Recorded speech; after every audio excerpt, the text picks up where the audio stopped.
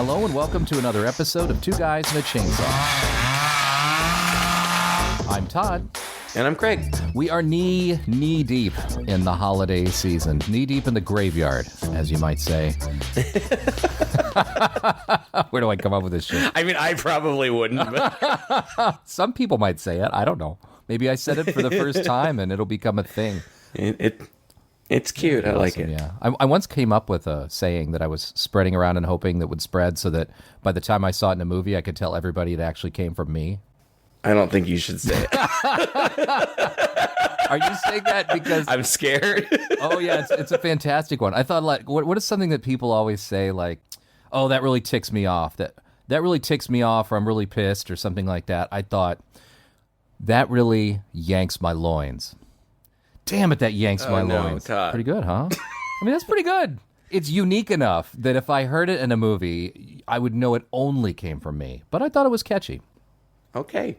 If any, I'll keep my ears out. My cousins in Illinois, when I was in high school, I think when they were in high school, so this was many years ago, claimed that once I told them this, they started using it at school, and they said everyone at school was saying it at some point. So I had high hopes, but I've yet to see it in a movie, so that remains. Well, don't give up. I won't. Maybe, once this spreads to both of our listeners, they can also go off and do the thing. I've still got lots of life to live. I think it's got legs, man. Yanks my loins. That really yanks my loins. Hello, welcome to Two Guys and a Chainsaw. Hope we don't yank your loins today. No, you know what really yanks my loins? Yeah.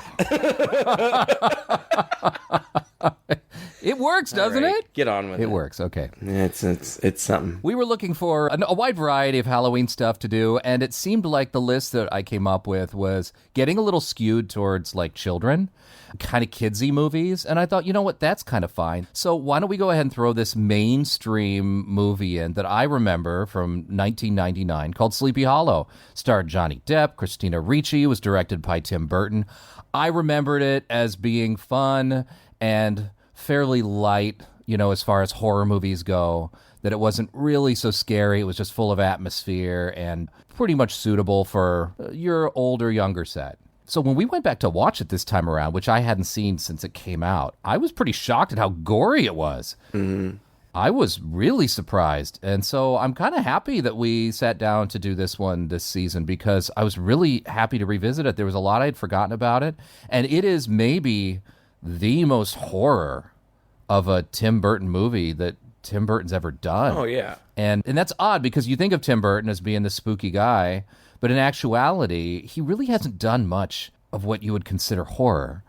And I think this might be at the top of the list. He certainly took the project because he hadn't done a horror movie yet, which is odd because horror movies were his favorite movies growing up. He was a Hammer horror fan. He was a Vincent Price nut, and all that. And it really kind of inspired the direction he decided to take things. So it was fun revisiting it. But this is the first time I'd seen it since it came out. I'm not sure if I'd seen it in the theater or rented it. Probably 50-50, one or the other. But yeah, I had a good time. How about you? What was your history with this movie? I don't know. I've been trying to think. My memory is so bad. So I'll tell you what I think I remember, but I may be just totally making it up. I think that I remember being really excited about this, like when the trailers came out, because I really liked Tim Burton, especially up to this point. I'd really liked the stuff that he had done.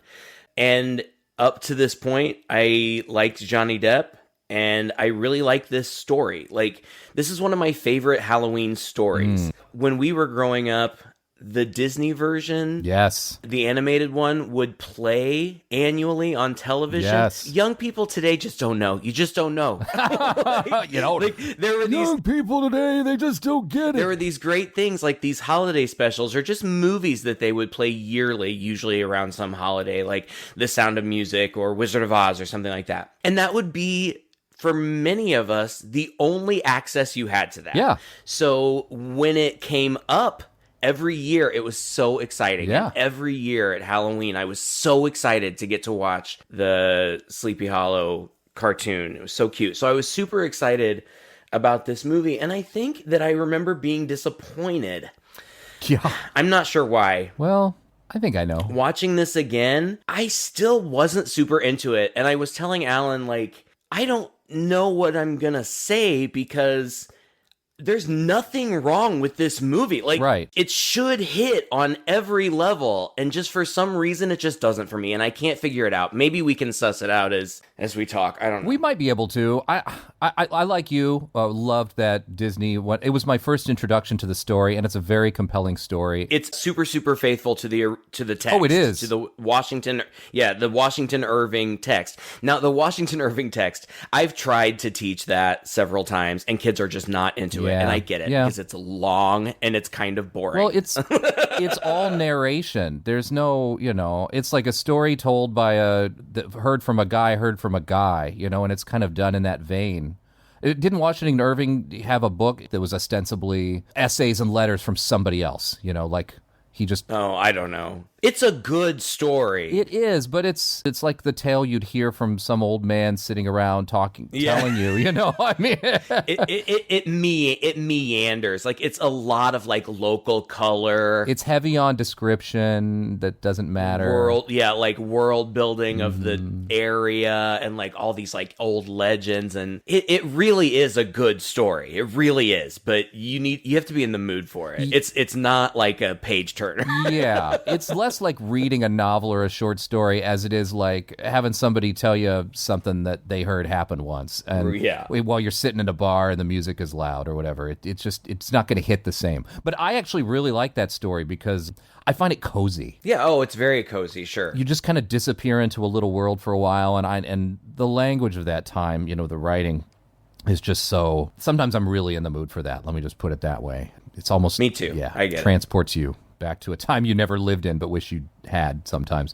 Anyway, we're going to actually do the Disney story of Ichabod Crane, the cartoon, as a minisode for our patrons. So if you're actually interested in hearing us talk a little bit more about the Disney movie and about the short story that inspired it, go to patreon.com/Chainsaw Podcast and think about signing up. It's just $5 a month, and you get access to a whole bunch of minisodes, and the ones that we've already done and the ones we do in the future, lots of other goodies and things like that. So I think I kind of know why, because I liken this a little bit to the movie Van Helsing. Yes, oh my God, I put that in my notes. Yeah. And I was super excited about that movie too, and then it was just okay.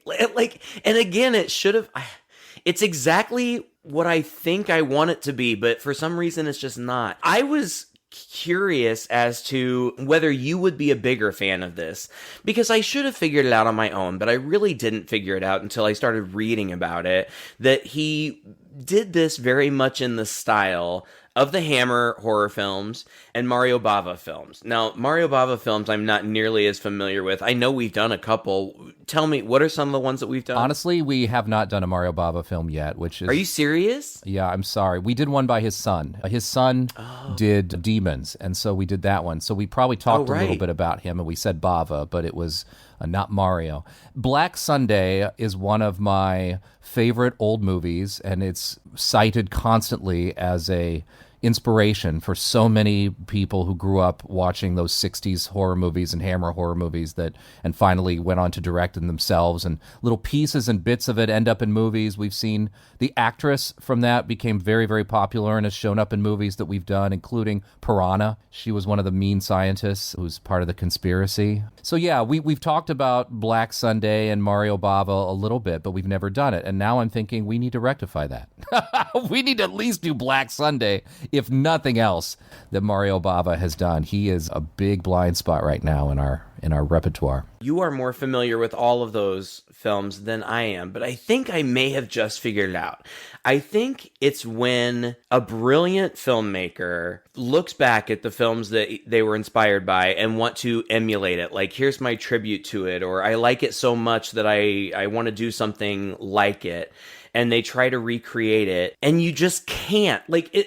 Maybe, yeah. With the modern effects, and it's just different. So much of what those movies are to me is style And I understand that you can imitate style, but just the visual, me as the viewer looking at it, the visual style. I understand, yes, okay, so Burton filmed most of this movie on sets, but it doesn't look like it. Not at all. The old Hammer movies, they look like sets. I almost feel like I'm watching a play. Yeah. So it's totally different. And so I think it just doesn't work. Like, trying to think of other things like that. Tim Burton's Dark Shadows, nobody was into. Yeah. I feel like when you try too hard to recapture something, in this case, I don't know. And it's not a bad movie. It's not. No. It's a good movie. It just doesn't work for me. So I'm going to be a little kinder than you on this because I do feel like he did a pretty good job of recreating the look and the style of Hammer films visually. Again, like what you said is very true, like updating it a little bit because it's just much more, it's got a bigger budget and better teams behind it. It's more competent and stuff. So like the sets don't really look like sets, even though they're still just as covered in fog and obscured and kind of small as they were, when you're doing, say, like in one of the old Hammer Dracula movies where you're out in the woods and it's just a bunch of branches and things and a lot of fog to kind of disguise the fact that you're actually in a small confined space. It's hard to make a set look big, when it's inside of even when it's inside like an airplane hangar. And they do it brilliantly. It's great. Here. Like, it's so, the whole thing is so well done. Tim Burton is a genius. Like, I just think he's an absolute genius. I said earlier, like, up until this point, I was a big fan of him and Johnny Depp. I'm still a big Tim Burton fan. I feel like the stuff that he's put out more recently doesn't really live up to some of his earlier stuff. Yeah. And Johnny Depp, I'm just over. Like, I was never all that into him, and at this point, I'm just over him. I don't get it. Let's let him go. Let's let him go away. Let's let him go. It sounds like you're putting him to sleep. No, he can just go and be rich quietly somewhere else. I don't need to see him anymore. No, I'm picturing you as an assassin coming up from behind Johnny Depp, but real quick around the neck, and he's like struggling, and you're going, shh. And slowly lowering him to the ground. That's a very vivid information or imagination. Excuse me. But Tim Burton is brilliant. Edward Scissorhands is one of my favorite movies of all time, and Johnny Depp is brilliant in that too. I will give him credit where it is due. Mm-hmm. So I'm not like everything is beyond adept. The cinematography is gorgeous. Right. The directing is good. I found the pacing weird, but I was also trying to put myself in a headspace where he's going for a certain type of movie. Right. And probably these Hammer films and these Bava films were probably paced this way. It's just not what you're used to. It weirded me out that the movie felt like two different movies. It felt like there was the first movie where they're trying to figure out who the killer is. And of course, everybody knows it's the Horseman, but Ichabod Crane, Johnny Depp, is a man of reason, so he can't accept that. And then about halfway through the movie, he sees the Horseman, and so then that mystery is over. Yeah. So then they introduce a new one. So it's like Sherlock Holmes kind of whodunit sort of thing. Yeah. Which is fine. It was just, I don't know. It was... Yeah. The movie's an hour and 45 minutes long. It felt long to me. Like, I thought it was 2.5 by the time I finished watching it. It would never end. Ironically enough, I was just going to say before you mentioned pacing that I think that is one thing that separates this. It makes us feel different from a Hammer horror movie, and that is the pacing. Even though it's a bit slow, there's a lot of stuff. It is plot heavy. Oh my God. There are so many characters, and there is so many plots and so many twists and so many turns and so many details that in that way, it feels kind of fast. I mean, it's not like a simple story told over a slow period of time, which is sort of how I feel like the pacing of the old Hammer horror movies are. Yes. And so when you get in when you slip into that zone, that mental space, that atmosphere is kind of all that's left, right? So you're just wallowing in that atmosphere, and that atmosphere, I could say, kind of overtakes you and becomes overworldly, and there are dream sequences that fill the time, and, there's all this stuff. Yeah. It's very different from what this is, which, like you said, is a plot heavy. First it's one movie, then it's another movie. It's a detective story. It's a whodunit. There's got a million names to try to remember and figure out. I got lost halfway through, and I stopped even paying attention. I did too. Yeah, so in that way, it's got this sort of... They're trying to shoehorn this very simple old story into a more of a what they feel a modern audience can handle, a more modern sensibility, an updating of it, if you will. So instead of Ichabod Crane being this like school teacher who is quite a simple man but is trying to kind of woo this girl and thinks he's got a shot at it, Ichabod Crane's character in the short story is freaked out by ghost stories. He believes. He's not a skeptic. He's the opposite. Oh, yeah. He believes all these ghost stories, and he's terrified of everything, to the point where maybe even more so than the townspeople of this already very superstitious town. And this guy is not that at all. No, it's very different.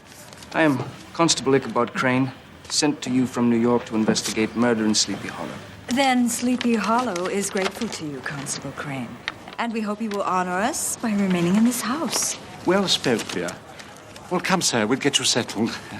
Play on! And the efforts to make it seem like he's scared of things and very skittish are really inconsistent. Because on the one hand, he's a little ill at the sight of blood and jumping up at spiders that are scurrying across the floor. And on the other hand, he's getting blood squirted in his face by voluntarily, axing at a tree that's bleeding, pulling. There's so much face squirting. Oh, like Tim Burton. It's a lot of squirting on Johnny Depp's face. It's a lot of... I'm just saying you might want to tone it down. He's making his love for Donnie Depp a little too obvious in this one, isn't he? A little bit. And also, there's this moment where he's like, I'm going to round up a posse of the most able-bodied men to go in and after the Headless Horseman. At that point, I was just like, okay, it's not the same story. It's not at all. That is how I felt about Van Helsing. Mm-hmm. It was going for this old classic Universal's monster feel. Of course, they had to update it by making a lot of computer-generated effects. I can give that a pass or whatever. But Van Helsing becomes this like action superstar. And the whole movie is just nothing but one action sequence to another, which is completely betrays the feeling of those old films, so it doesn't feel at all like those old films. And honestly, when I was coming to see a movie about Van Helsing and was excited, I wasn't wanting to see Van Helsing as Indiana Jones, so it was disappointing. And I kind of felt that way about this, too. I wasn't coming to see Ichabod Crane as sort of like a Sherlock Holmesian man of reason who slowly becomes to believe in the supernatural, but is able to summon up the courage to have these long, drawn-out action sequences where he's leaping from a horse to a wagon train and summoning up a posse to single-handedly go after this horseman deep in the dark woods. That was disappointing. Yeah, even though some guy on the internet says that I'm too negative, I'm gonna go ahead and say it anyway. And I feel okay about saying it because Johnny Depp himself says he's not watched this movie because he hates the way he acted in it. I don't like it either. Yeah. It's not like he does anything wrong. He's fine. I was trying to figure this out because I don't care for him anymore. It's not just about stuff that's been about his personal life that's been very public. That's not charming, but just as an actor, people kind of swoon over him, and I just feel like he's just kind of always the same to me. And I feel like whatever he's in, when everybody else is giving 10, he's always giving 11. So like he's always just a little bit over the top and compared to everybody else, and it throws off the balance, scene stealing. People are going to disagree with me, and that's totally fine. I understand that I am in the minority here. He's a huge star. He has been for years. I respect that. He just not my cup of tea. That's all. I understand if you like him. I get it. It's fine, but I don't. Dude, I'm with you on that, honestly. I love him in the Pirates of the Caribbean movies. I really do. That is one of these situations where doing the wacky character that nobody kind of like was expecting, but then it turned out like it worked. But then Charlie and the Chocolate Factory, like... It's terrible. It's the same deal. He's like, I'm going to go because I feel like Willy Wonka would be a childlike man, so I'm going to literally try to be as childlike as possible, and then over the top, and it sucks. Listen, I hate it, but I will at least give him credit for making a bold choice. Well, that's my point. He makes bold choices, and I think that is what people like about him, and that is what... And that's fair. And they'll say, oh, well, that means he's a great actor. I don't know. I mean, don't get me wrong. He's a great actor. It's just like that's kind of become his shtick. Yeah, that's what I feel like. It seems a little lazy at this point. I don't know. Yeah. Anyway. He's fine. And like, I appreciate the fact that, like, you know, in the story, Ichabod Crane is supposed to be like unattractive, and he offered to wear like prosthetics and stuff to make himself more physically unappealing, and Tim Burton didn't want to do that. He wanted to just focus on the unappealing aspects of his character, which is fine because he was super annoying and a big baby sometimes, like you said, but then at other times, I'm gonna lead the charge. Yeah. and like you said, there's so much. God, we couldn't possibly, if we wanted to, it would take us all day to go through the whole plot. But there are so many notable things. Like, this cast is insane. I know, right? I had forgotten. Crazy. And especially in retrospect, actually, not really even in retrospect, because everybody in this was famous. Famous British actors, surprisingly. At one point, Johnny Depp's Ichabod Crane, when he comes to Sleepy Hollow, he's a New York detective. He's in a room with every famous old man you've ever seen. Yeah, he's in a room. I was watching this with Liz, and she said, it's like a reunion of the cast from Harry Potter. It is. It practically is. Oh, but it's also, to be fair, kind of a reunion of everybody Tim Burton likes to put in his movies ever. So you've got Jeffrey Jones from a bunch of his movies, but, you know, Beetlejuice, Father in Beetlejuice. He plays the local priest guy. Then you've got Michael Gambon, who is the town mayor. What do they call it? Like the constable? No, he's just a rich guy who has a lot of influence. Yeah, he's everybody's friend, but also their banker. Like, yeah, I feel like he's just the really rich guy who's maybe a landlord. Yeah, I think that's what he is. He's like a landlord. And of course, Michael Gambon was famously Dumbledore after the first first two Harry Potter movies, or first one? I don't remember. Yeah. He's been in a million things. He pulled, what's his name out of retirement? Alfred from Batman. Michael Gough? Yes, Michael Gough. I love him so much. He's so sweet. They really do him up in this, too. And I guess he wasn't going to act anymore after that, but he pulled him out of retirement. He didn't. Yeah, this was... Yeah. It was his last... And that was it. This was the last one. Yeah. Last live-action role. I guess he must have done a voice or two. Oh, right. Who else is in there? Richard Griffiths, who is Magistrate Phillips, who is Uncle Vernon from Harry Potter. As I watched him slovenly sitting down, slurping things up and eating tea, I'm like, what must it be like to be the guy who it's like, anytime I need a big, disgusting fat man, this is the actor I call, you know? And isn't he the one, like, at some point, he dies. A bunch of people die in this movie. But his death scene, he's, like, walking up a hill, and I was genuinely concerned for him.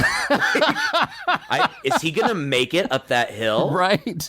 Because he's a big guy, and it didn't look like he got around very well. For sure. Miranda Richardson plays Mrs. Van Tassel. She has, I mean, all of these people have been in a million things, but the Harry Potter connection, she was Rita Skeeter. Mm-hmm. Casper Van Dien, who I have always loved. Yes. I think Casper Van Dien deserves A-list.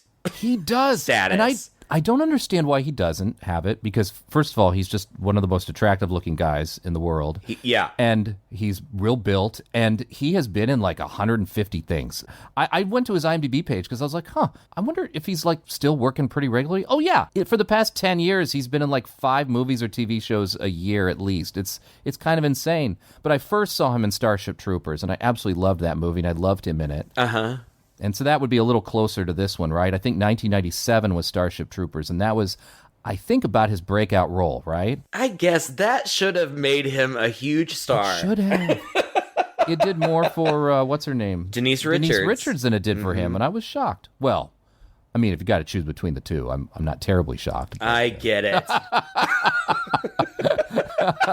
You know my Denise Richards fascination, right? I do. I get it. She's a beautiful, beautiful woman. Yeah. Christina Ricci plays Katrina Van Tassel. Casper Van Dien plays Brom Bones, by the way. Vom Van Brunt in this. He's like the Gaston of this. He totally is. Oh, we'll talk more about that later. But Christina Ricci plays Katrina Van Tassel, who's the daughter of the rich guy or whatever. And there are things about it that I love. I love that they live in like a big Gothic mansion that just looks like a backdrop. Mm-hmm. This land we're looking at was Van Garrett land, given to my father when I was in swaddling clothes. The Van Garretts were the richest family around these parts. When my father brought us to Sleepy Hollow, Van Garrett set him up with an acre and a broken-down cottage. My father worked hard for his family and prospered and built this house. And I owe my happiness to him. Christina Ricci. Okay, so Winona Ryder was offered this role and she turned it down. I assume because her relationship with Johnny Depp had gone sour. Oh, really? Well, I assume so. I don't think they were still dating at this time. I can't imagine why else she would have turned it down. Maybe she just had something else going on. I don't know. Maybe they were still together. They were together for a long time. They were like a hot couple. And weren't their ages a bit apart? I think he was older than her. And I think that they got together when she was very young. Yeah. But they, they were a serious couple. I love the story that he tattooed Winona Forever on himself. And then when they broke up, he had it changed to Wino Forever. I love that. I love that story. But Johnny Depp was like thrown to, mentally, like he was thrown when he found out he was going to be playing a romantic part opposite Christina Ricci because he was significantly older than her and knew her since she was a little girl because he was dating Winona Ryder at the time that they were filming Mermaids. And Christina Ricci was a child in that movie. Yes. I get it. Yeah. That's funny. You want to hear a personal story? One time I was in a play. with Christina Ricci? Go on. With Christina Ricci. No, I got cast opposite one of my former students in a romantic role. Oh, no. And we had to kiss a bunch. Oh, my God. That had to be strange. It should have been, but it wasn't like she was still a child. Like, she was in her 20s at this point. Right. And it should have been weird, but I obviously platonically loved her so much. And like we worked so well together that it wasn't weird at all. Oh, that's sweet. For us, like her classmates from when she was in school were like, ew, gross. Oh my God. Could you imagine, right? Mr. Higgins, my art English teacher. But for us, it was fine. She was wonderful. She was one of the most amazing acting partners I've ever worked with. Wow. But yeah, it was a little weird. Yeah. So I get it. Sure. I get where Johnny Depp is coming from. Oh, we didn't mention Christopher Lee is in it for about 2 minutes in the beginning. And apparently Christopher Lee, in his memoirs, credited this film as being the one that kind of reintroduced him to a new generation, and he thinks it was directly responsible for him getting the roles in both Phantom Menace and Lord of the Rings, yeah. But Phantom Menace was filming around this time, so I don't know if he just shot his scenes here early or what the deal was. I'm not sure about all that, but well, he surely could have shot all of his scenes in a day or two. Oh yeah, this was shot in a hot minute, but this movie hadn't even been out yet, and I think Star Wars had wrapped, but I don't think Star Wars was coming out around the same year, 1999, 2000. But anyway, yeah, he thought his role in this was significant, and I think Tim Burton just cast him because he was over the moon happy to cast one of his childhood heroes, in absolutely. And so he threw him in. If Vincent Price had been alive, he would have cast him in a movie too. Well, he did. He cast him in Edward Scissorhands, but there is a town upstate, 2 days' journey to the north in the Hudson Highlands. It is a place called Sleepy Hollow. Have you heard of it? I have not. An isolated farming community, mainly Dutch. 3 persons have been murdered there, all within a fortnight. Each one found with the head lopped off. Lopped off? Clean as dandelion heads, apparently. You will take these experimentations of yours to Sleepy Hollow, and there you will detect the murderer. Well, and the casting of him and Michael Gough, really kind of adds to the authenticity and credibility of the movie and of what Tim Burton was trying to do. Right. It's obvious that he's a legitimate fan of these types of movies. He loves them. He's doing this because he loves it and he wants to. I think that shows. Mm-hmm. In the care that was taken and the thought that was put in. Again, I can't say enough. I don't think it's a bad movie. I think it's really a very, very well-made movie. Just didn't work for me. Yeah. The only other one that we haven't mentioned, I think, is the very first person that we see on screen is uncredited Martin Landau. Yes. He did it as a favor, I hear, to the cinematographer who directed those. I think it was the cinematographer of the movie who actually directed those initial scenes, not Tim Burton himself. In fact, we might as well talk about this too. Tim Burton wasn't originally slated to direct this either. This movie came out in 99, but it started development in 93 with a script that had been written by Andrew Kevin Walker. Andrew Kevin Walker is the guy who wrote Seven, but even at this time, Seven hadn't been picked up yet, but the script was floating around. And on the basis of reading that script and being impressed with it, some executives at Paramount got this screenplay. And because horror was getting kind of big right now. I don't know, like 4 years before this, Bram Stoker's Dracula came out. Scream had come out a few years before this as well. So horror was becoming a little more mainstream at this point. So I think they were looking for this kind of thing. And originally, Kevin Yeager was going to direct it.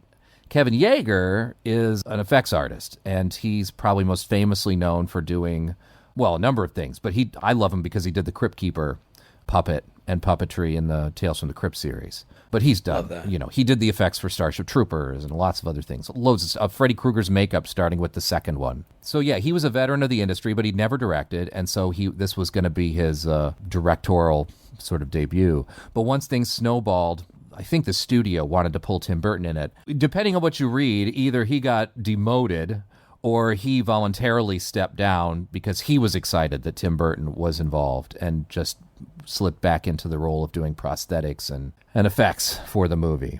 But it was originally just supposed to be like a low-budget slasher movie, and even the violence in the script had to eventually be toned down.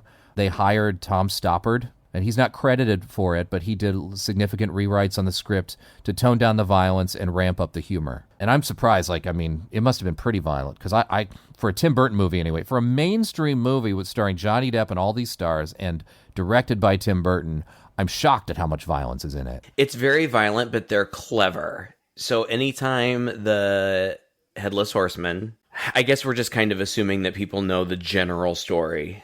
But anytime the Headless Horseman kills somebody, decapitates them or whatever, stabs them through the gut to decapitate their unborn fetus,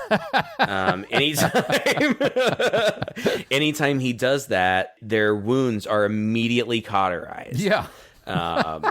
So there's no blood. So silly. Except when blood shoots out of like a cadaver, I think maybe at one point, and a bleeding tree at another point, directly onto Johnny Depp's face. During the actual kills, there's really no blood. Yeah. I guess that makes it better. I mean, certainly it makes it a little better, but... Except, I guess when there is human on, non-supernatural entity, if no supernatural entity is involved, there may be blood. Like at the end, a couple of those famous old guys knock each other on the head. Oh, that's true. Kill each other. Or something like that. Oh, man. Boy. Still, when I started it, I was thinking, oh, maybe this will be something in a year or two I'll show Kenji. And then I thought, no, this is not for children, really. This is...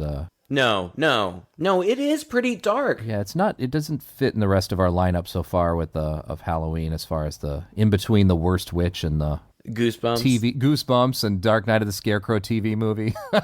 Yeah, it is. It's more violent than I expected. I don't know, but there's something about the violence that feels almost quaint. Like it feels it's almost no worse than the violence that you would see in the old movies, the old Hammer movies. I don't know specifics, but I read that Burton wanted to use as few digital effects as possible, but of course they had to use some digital effects. Like this was the only filmed version of this story where the Headless Horseman didn't have to hide his head underneath the cape. Like they computered it out. Yeah. They computered his head out. But when you see, as you often do, somebody get decapitated and their head rolling on the ground, it's CGI, at least some of it. At least they've cleaned it up with CGI. I don't know. It didn't feel scary to me. I definitely got the vibe. Like this movie is a great vibe. It's a great Halloween vibe. Mm-hmm. Put it on in the background at a party, at a Halloween party. You haven't broken that one out in a while. Go on. Because there's great, like, everything is a great visual. Like, if it was just on in the background, anytime you looked at it, it's going to look great. It's going to be a great vibe. And those rolling heads, they're a great vibe, but they almost look more like a Halloween gag than something really scary. You know what I'm saying? Yeah, I mean, they don't look fake. I mean, the prosthetics are actually really quite good. I thought in several cases very convincing. But you're right. I guess it's kind of a gruesome, dark joke always when a head rolls towards someone, or the heads are rolling around in the ground. Right, but you're not seeing, like, viscera, like, coming out of their neck, like... Yeah, it's like they're spurting blood and, the look on their faces. Right. Yeah, it's true. Anyway, a lot of heads roll in this movie, that's for sure. And for that reason, I wouldn't show it to my kids. Despite the fact there's no blood squirting around, the idea of people getting their heads chopped off right and left, quite brutally, really, in these very brutal fight scenes, full of energy and I think rather convincing. Yeah. There's a great fight scene with Ichabod and Brahm and the Headless Horseman, which again doesn't make any sense. Like, why is Ichabod suddenly jumping into a sword fight? Like, it doesn't... Yeah. Brahm is butch and is trying to prove himself or whatever. He's a dummy for getting into a fight with a supernatural thing that you can't kill. I mean, I guess he doesn't know that, despite the fact that it has no head. But that's one part that I really liked. That's a great fight scene. It goes on for a long time, and there are some surprises in it. I loved the part where they're standing looking through the bridge, like the legend is the Hessian or the Headless Horseman or whatever can't cross this bridge. And so they've just fought him on one side of the bridge and run to the other side, and they're standing on the other side looking through, and they hear footsteps, but they don't see anything. And in my mind, I'm thinking, oh my gosh, is he like invisible now? That's what like, I thought. Can he do that? But no, it's far more logical and practical. He's just walking across the roof and then he jumps down right in front of them. But I thought that was a really effective scare. Yeah. And then they have a big fight, a huge choreographed, long, like, sword fight with different weapons and stuff. And in the end, Brahm gets sliced in half. Oh, God. It's crazy. So there are a lot of great things in this movie like that. And because we have clearly already blown our opportunity to talk about this from start to finish, I feel like maybe we should just start talking about what are some of our favorite things about this movie. Well, I'll tell you, all right, laying aside the fact that Ichabod is like not really Ichabod that I know. He's investigating things and he's trying to figure things out. What I didn't really care for was all the investigation in the movie, because after a while I got so lost, I couldn't keep track of these two families, and he would see a clue in a book or a family tree, or he would see some symbol and he'd get a knowing look on his face like he sorted something out, and I'd be like, what? Did I forget something, or am I just not following closely enough? Am I supposed to understand these connections that are being made? I just kind of gave up, and I think it turned out it didn't matter. It doesn't matter. The movie will just eventually tell you, and it doesn't, and that's fine. To be fair, it all lines up. Yeah. But it is very contrived. It is a very complicated web they weave. But everybody is connected in some way, and they'll explain it to you in great detail when necessary. Yeah. When necessary. There'll be a nice monologue to put everything into place. Yeah, even at the very end when the villain, okay, so the first half of the movie is the regular story, basically, which of Sleepy Hollow, there's a Headless Horseman, and people are scared of it, blah, blah, blah, and then Ichabod's scared of it, and it confronts him on a bridge, and that's the end of the regular story. In the movie, then, they figure out who he is. He's some spirit that's coming back from this tree. The tree of the dead. He bursts forth out of this tree supernaturally every night and just steals somebody's head, and then they figured out who it is. hooray, now we know that it really is him. Then the second half becomes a mystery because somehow Johnny Depp figures out that it's not really just the Headless Horseman, but somebody is controlling him because they stole his skull out of his grave, buried at the tree, and he just wants his own skull back. And so that's why he's going around killing people, so somebody is controlling him. And when it's revealed who the controller, who the villain is, that person then gives a huge monologue that connects all of the pieces. And thank God for that, or else I would have felt so stupid. But actually, I don't even think the movie tells you enough to be able to sort any of that stuff out anyway. There's a lot of information that is deliberately withheld from you until she can give her monologue and her big reveal. Well, one of the things that I was very confused by, I did understand, like, all of the old men, all of, like, the town old men who are in charge of everything, all of them were connected. And I got that. There were, like, sex scandals and all kinds of things going on there. I understood all that. The one thing that I didn't understand, and I'm glad, because this was also another one of my favorite parts of the movie, was there was a young family, a husband and a wife, and a child, a young child, like a baby. Like a 4-year-old, I guess, maybe. Or tiny.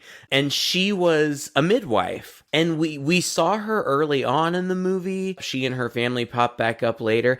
And then there's just one scene where the Headless Horseman just goes after them. Breaks into their house. Yeah. Yes. And the mom and the child are in the back. And he just, like, he fights the dad and then he cuts the dad's head off. And then the mom puts the kid under the floor, and the Headless Horseman just, like, relentlessly comes for her and chops her head off too. Now, mind you, the kid is under the floor, but he can see everything that's going on.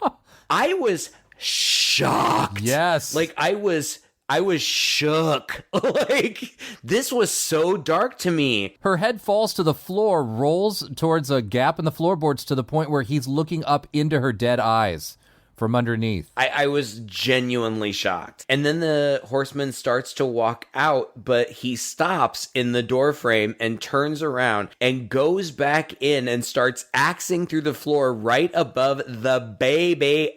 Mm-hmm. And you don't see it on camera, but he kills that baby too. Yeah, all you see is it's the outside, and the horseman's coming out of the house, and he's stuffing a third smaller head into his sack. Oh my God! I mad respect to Tim Burton for doing that. And I read that he said that's one thing that he hates about horror movies. Horror movies with kids, the kids are safe. And he didn't want to do that. And man, that was dark. I was legitimately shocked. It's amazing it made it into the final cut, because you could have easily cut that. Like, it was almost shot with the idea that it could possibly get cut. And it didn't. It's amazing. Yeah. Absolutely. They could have easily cut with him just walking out before he stopped in the doorframe. Yep. Okay, so that was a part that I loved. I'll volley it to you. There are other parts I want to talk about, but what were your favorite parts? There's the part where he goes out, and I can't remember what this kid's relationship was, this little boy that he ends up kind of partnering with. Okay, so his dad was the servant of one of the guys that got killed early on. He was Martin Landau's servant. Oh, okay. And then he got killed too. Okay, so it's kind of a little orphan kid now. He's a little orphan, and Ichabod takes him on as a servant, basically adopts him. Yeah, okay, so then he's the only one who's willing to go into the woods with him to seek down the Headless Horseman, because he figures if he can find him, I don't know what he's hoping for, but he's just going to try to find him. So he wanders into the woods, and it's just great because it's just all of these very typical horror movie things. They come across an old hut in the woods, and it looks exactly like a witch's hut, a fact that they walk into and immediately start stating. It's a cave. It is. It's like a cave in a rock, just in the middle of the woods, but not in the side of a mountain or anything, just sticking out of the ground. And they go in, and it's so funny because you walk in, and it's a classic witch's hut, and immediately Ichabod is shaking, and he holds his gun up, and he's like... I should like to say that I make no assumptions about your occupation. No, your ways, which, nothing to me, whatever you are. Each to his own.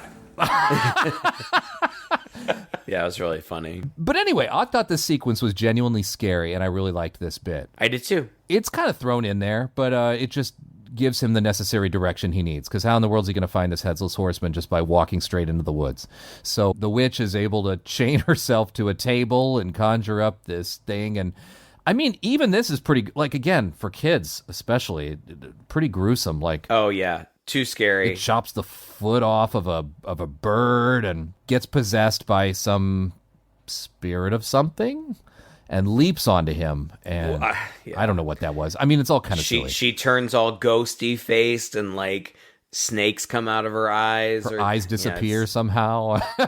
Anyway, loved that bit. Very Halloween, very scary, very fun. And she's the one who tells him the directions, which is to go west on the old trail to where the sun dies. Well, that's west. And then to the tree of the dead. Now, I guess they don't explore these woods too much, right? Because you would think the locals would know They're haunted. all about the tree of the dead. But the tree of the dead is deep into the woods, and it's this giant, awesome-looking tree that kind of looks a little bit like a man or something twisted sideways, and it's got all these roots at the bottom. And when Ichabod walks up to it, you can see the tree itself is bleeding. And I liked this bit. I thought... Yeah, I did too. What's going to happen when they find the grave of this horseman? Is he going to not be in the grave? Is he going to be around the grave? Like, now they can come back to it? Like, what's the deal? Can they just, like, chop off the body? Or, like, what's going to happen? And I think the conceit is that once the Headless Horseman was buried there, this tree of the dead kind of grew up around it and became a gateway to hell? A gateway to another world is what, or another dimension or something, is what Ichabod Crane just figures out. On instinct, right? Yeah. But he's right, because that's the like gate that, like, the tree opens up and the horse and the horseman just gallop out of it, and it looks cool. I like it. That's fun. That was awesome. I also think that it's cool that, like, the horseman, every time he takes somebody's head, he literally takes it. Like, he doesn't leave it behind. But apparently, I don't really understand this, but I guess, like, mortal flesh can't cross over because the heads are all just there at the gate. Yeah. And he finds them there. And then at the end, it's like a little head storage place. It's like he's squirreling them away like acorns inside the tree. It's kind of... Well, I actually thought it was that he was trying to take it with him, but he couldn't. Oh, like it got stuck at the front. Oh. And that kind of explains the very end, right? Oh, I think I missed that bit, but you're right. Yeah, I think he tries to take them, but he can't. There's no need to tease. We're almost out of time. At the very end, we find out who the bad guy who's been controlling the horseman is, and that person, I'll still save it, I guess, that person he grabs and tries to take back with him, but that person gets, like, squashed, like blood just shoots out of the tree and their arm is just left sticking out. Yeah. Oh, that makes sense then. Okay, I wasn't quite sure what that was supposed to mean, and now I know. Something else that I liked was the throwbacks to the Disney cartoon. Yes. And there were several of them, and I loved that. At one point, Ichabod is going over the bridge, and the frogs underneath the bridge going, Ichabod, Ichabod. And that comes directly from the cartoon. The iconic scene, the scene that they would tease in the commercials every Halloween, with the Headless Horseman rearing his horse up on its hind legs, and him, headless, with a flaming jack-o'-lantern held over his head. They recreate that scene in this, and he throws it at Ichabod, and it does exactly what the Disney cartoon does, with the camera is just right in front of the flaming jack-o'-lantern as it's moving forward, and then it hits Ichabod. Oh god, that's so great. I loved that. And in that scene, it turns out that was not really the Headless Horseman. That was Brahm playing a trick on Ichabod. And that is the reality of the story. Yeah. Or at least that's what's strongly implied. Yeah. That Brahm was just playing a trick on Ichabod, but Ichabod was so scared and humiliated that he left town and started a new life. So I loved that. Didn't love Christina Ricci. I love Christina Ricci. I am like one of the biggest fans of Christina Ricci. I love her. I didn't care for her in this movie. Maybe it was just because she was cast opposite. I don't know. She just looked like a child to me. It was really hard to get over that. So it was weird to think of her. It was weird to think of her in any kind of romantic context because she looked like a child. But, you know, I was thinking about that, and it's not unusual for the time either. This was a time where men in their 20s were marrying 14-year-olds, right? That's true. So it wasn't improper, but it just doesn't feel right when you're seeing it from a modern day movie. Well, and I felt like their romance was so forced. Like they barely shared any screen time, and like they immediately fell in love, and like she had known him for 5 seconds before she gave him a book that her mother had passed down to her. Like, yeah, that's true. Whatever. But she's also more of a plot device, I think, than anything else, because there's constantly suspicion being cast back and forth as to whether or not she might have something to do with what's going on, and so, you know, there's sort of that aspect to it as well. I don't know. I didn't mind her in this movie. I just didn't think she was that great. Just like I thought Johnny Depp was a bit uneven in all this, or maybe just his character was. I just loved seeing all the older actors. I was just... Me too. It was so great. Yeah, I don't know. Maybe we'll think of more things to talk about, but I'm just going to go ahead and say, I think that you should 100% watch this movie because I think that you, listener, might like it more than I did. It is a good movie. All of these people in it are, you know, there are Oscar winners in it. There are Oscar nominees in it. These are established, respectable actors, and for a good reason. And Tim Burton is great. Just to see all of these old guys. Yeah. Who you've seen in a million things. But then also to see really great set work. It's so difficult for me because I really have no specific legitimate complaints. It just didn't work for me for whatever reason, but you should 100% watch it. And then let us know what you think. Because I am genuinely curious. I don't hear people talking about this movie. It's not like I think it's some kind of classic or even like a cult thing. Yeah. It seems to me like it kind of came and went. It's true. So I don't know. If you're a big fan, please just tell me why I'm wrong. Yeah, it's funny that you should mention that, actually, because come to think of it, I've always been aware of this movie, and I think in my mind, this movie was a big deal when it came out, and maybe it was. It certainly grossed a lot. Like 200 some million over the course of the year, plus who knows what else. Holy crap. But at the same time, if I really think about it, I haven't heard or seen much of it since. I mean, there's a lot of movies from this era that we haven't. I mean... No.